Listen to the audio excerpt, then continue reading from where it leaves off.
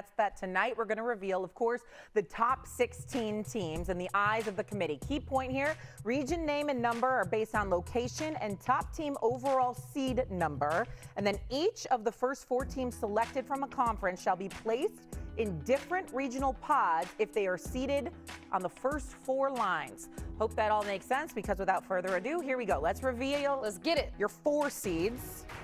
And so in kind of an order, Oklahoma, Kentucky, Kansas State, and then Ohio State being the last one in at this very moment. Drea, that was a team you were looking for. That's exactly what I was worried about. Ohio State dropped a game to Indiana since the last reveal, and now they are sitting at 16. Ohio State plays at Maryland, so I'm very interested to see how the Buckeyes face off against Maryland. That could be a game that decides whether or not they stay in the top 16 overall. I think we're looking at Oklahoma State, but nonetheless, we're talking about Ohio State. Correct. And that is what we're keeping an eye on. So here you go again, the 4 seeds, the last 4 essentially in this top 16, as we move on now to the 3 seeds. TCU, North Carolina, Duke, as the last 3 seed now is Tennessee. Charlie? And how about the Lady Vols? A 4 seed in the last reveal, bumped up to a 3. They've beaten Ole Miss and Alabama since the last reveal, 2 solid wins. It gives them 10 wins against quad 1 or quad 2 teams. Tennessee is definitely a team on an upward trajectory, and this placement from a 4 to a 3 certainly illustrates that for the Lady Vols. Okay, so there you see the Lady Volunteers, number 12 overall as the 3 seed. Let's keep it moving as we go to the 2 seeds. How about South Carolina, just missing out on that 1 line? UConn, LSU, and NC State. Rebecca? Shay, when I look at the two line right now, this is the first time I'm seeing all 4 teams who I think are capable of making it to a Final Four. All 4 of these teams are dangerous. The 1 seeds, when they look at any of these, are going to be a little bit worried. So yeah, these are 4 teams that certainly we can find in Tampa this year. Okay, and so that would mean you would not go all chalk and not select the 1 seeds as it stands again today as we reveal those. UCLA is your number 1 overall. Then we have Texas, USC, and Notre Dame as the final 1 seed. Charlie, I know you were interested in the SEC as a whole, and of course South Carolina. South Carolina just misses out on that 1 seed. When you look at this bracket, how it stands, the top 16, what stands out to you? Well, a few things, and all related to the SEC. The Gamecocks as a 2 seed, nobody in the country has more quad 1, quad 2 wins combined than South Carolina.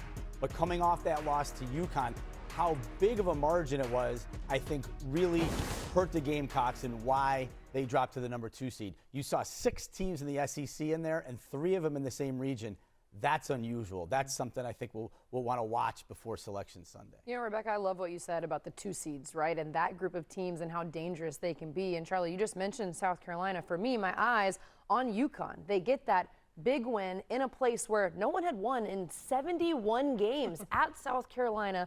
And it wasn't like they won by a small margin. They won by almost 30 points. So when I think about UConn only moving up 1 spot from the last reveal after such a big, dominant win on the road, it's interesting to me how the committee handled looking at UConn and what that win meant for this team. I feel like what UConn was in the beginning of the season, that is not the same UConn right now. And I know maybe the committee has to take in totality, but that is a very dangerous UConn team. Yeah, they're healthy now, all of the things. Go ahead, Rebecca. I was to say, one of the things I'm looking at is sort of kind of taking the committee out of this, taking the bracketing out of this completely, and just saying, all right, which one of these teams is not like the others? And for a lot of ways, it's Texas because of their style of play. Yeah. You know, we're in a basketball era now that's all about pace and space. What is different about Texas is how they don't utilize the 3-ball and how they've had tremendous success even if they don't. And when you look at some of the rankings this year of what they have done in terms of 3-point field goals per game, 345th percentage of points from 3. Their last 3-point rate, they are last. There it is. There's the graphic that I'm talking about. Guys, since 2000, no team has won an NCAA championship who ranks outside the top 200 in terms of 3-point field goal percentage.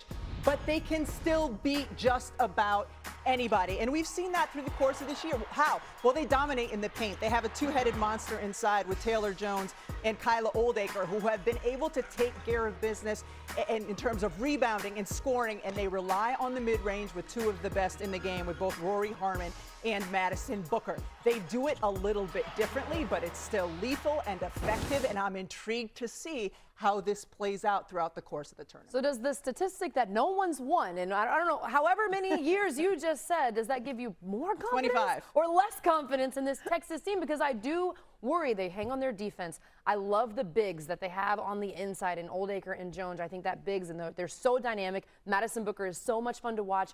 I do have concerns about if they run into a team that can knock down threes. That concerns me. And well, and you look at the most recent example would be LSU a couple of years ago, a team that didn't rely a lot on the three, didn't make a lot of them. And what happened for them to win a national championship? They make 9 threes in the first half of that game against Iowa. So doesn't mean they're not capable of it, but they beat South Carolina going 0 for 4 from 3. So they still have proven they can beat the best teams. When you look at the different conferences here, and I would assume that this year was especially challenging with all of the conference realignment. The SEC is so good and obviously has so many teams that can compete. SEC having 6 teams, ACC having 4, Big 10 3, Big 12 2, Big East 1. Charlie, what do you make of that? Well, not only does the SEC have 6 teams in this top 16, I think that the next 2 or 3 teams right after that are also SEC teams in Ole Miss and Alabama. And the SEC, I think, is guaranteed as a whole to get their 9 teams in, 10 teams in rather.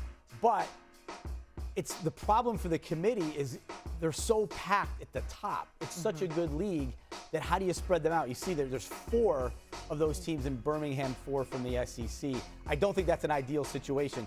But the bracketing rules and the fact that there's so many teams in the SEC and the fact that South Carolina dropped to a 2 seed, all of those things handcuff the committee to an extent in how they had to bracket this tournament. But if you're Notre Dame, you might as well just move to the SEC, right?